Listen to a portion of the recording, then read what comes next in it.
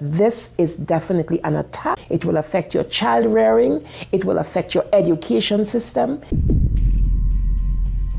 This is instructions for the teacher in the classroom to ask her or his students, how do people express their sexual feelings? What is abstinence? And here are some answers. Oral sex, masturbation, anal sex, massage, holding hands, touching each other's genitals, saying, I like you.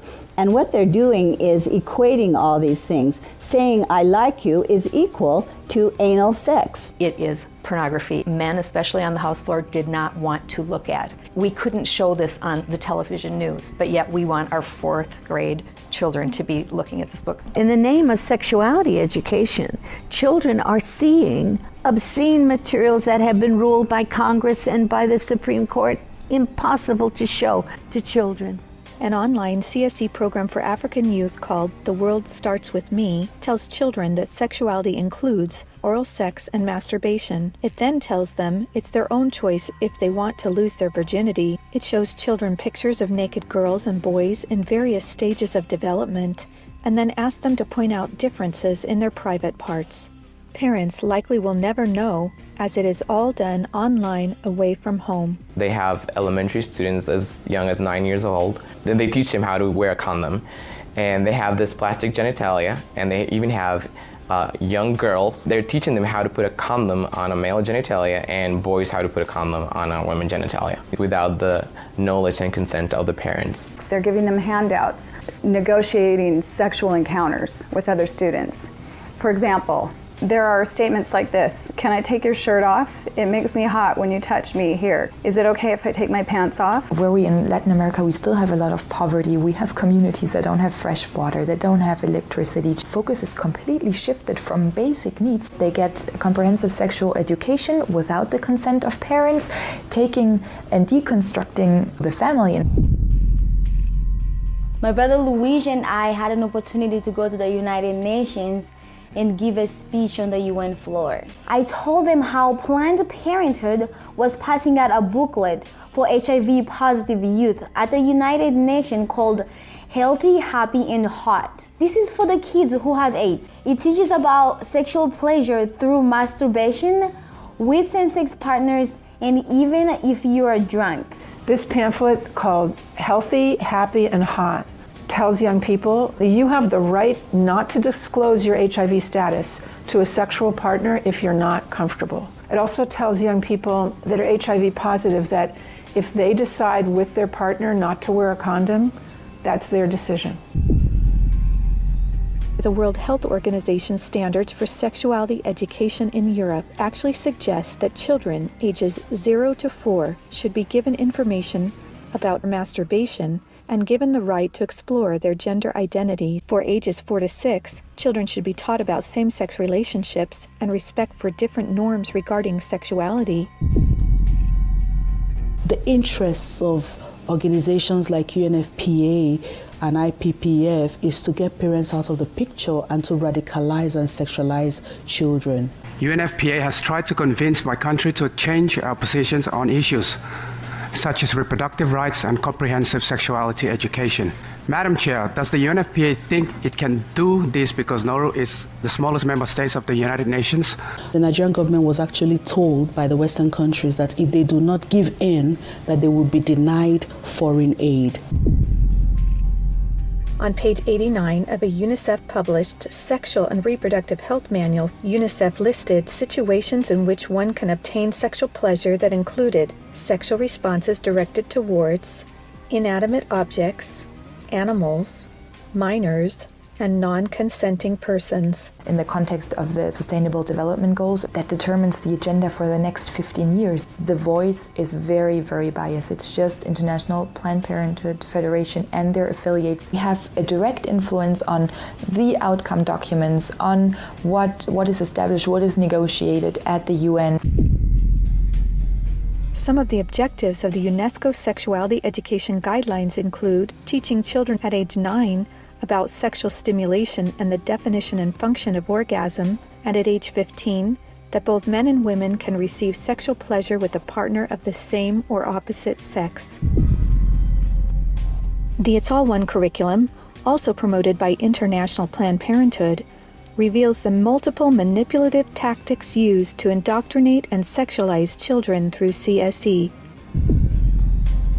Like other CSE programs, It's All One claims, among other things, to be evidence-based, comprehensive, human rights, gender-sensitive, and culturally appropriate education that will increase young people's responsible decision-making, to reduce adolescent rates of pregnancy and sexually transmitted infections, including HIV. It's All One, however, like most CSE programs, is really just cleverly disguised abortion rights, sexual pleasure education, masquerading as human rights, gender, and sexual and reproductive health education. It aggressively promotes abortion. With over 112 references to abortion, It's All One has an obsessive focus on sexual pleasure, mentioning sexual pleasure 62 times.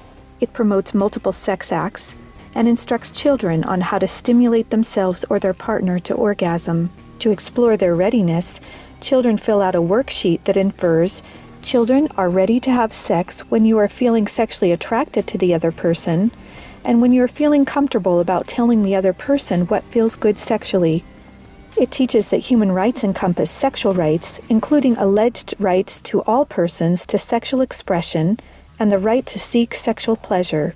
Hooking children on sex is a multi-billion-dollar business for Planned Parenthood and other similar organizations. This is because children, or prospects, once sexualized, become Planned Parenthood customers, dependent upon their services. Comprehensive sexuality education programs are disguised under many names.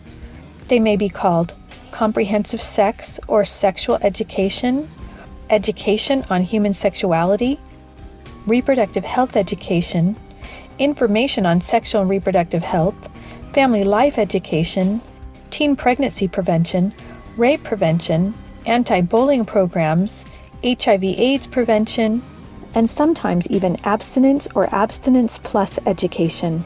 CSE programs usually falsely claim to be age-appropriate, evidence-based, healthy sexuality education that will prevent teen pregnancy, sexual abuse, STDs, and HIV. One of the handouts that concerns me the most is called the Genderbread Person. They teach that gender is a spectrum, that you can choose to be whatever you want. You could be all female one day and the next day feel like you're neither female or male. Frankly, it's confusing. It's mental molestation. We're confusing these kids as to what they are. From a medical perspective, when sexual freedom is the priority, then sexual health is going to suffer. There are laws in Oregon where children as young as 15 can get taxpayer-funded sex changes without parental consent. You can't have an aspirin at school without parental consent. However, a student could make these life-altering, permanent decisions without their parental knowledge or consent.